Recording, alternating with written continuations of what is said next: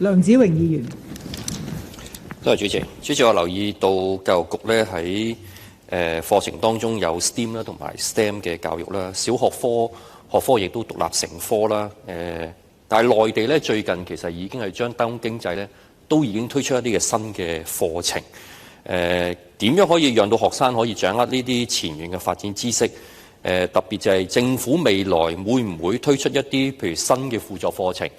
涵蓋機械人啊、人工智能啊同埋創新科技，從而係達到產教融合，亦都助力香港咧係建立呢個國際創新嘅科技中心咧。局長。多謝主席，感謝梁議員嘅提問。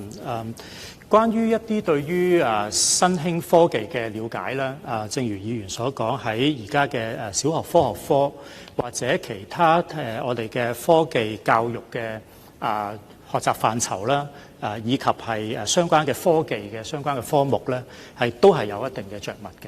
咁確實而家嘅科技發展咧係日新月異，亦都有好多嘅前沿發展、前沿科技方面嘅知識咧，都係好需要我哋同學係即係去學習。咁因此喺我哋相關嘅教師培訓活動咧，我哋都係會去積極咁樣裝備教師同工咧呢一方面嘅知識，讓到教師同工都可以與時並進。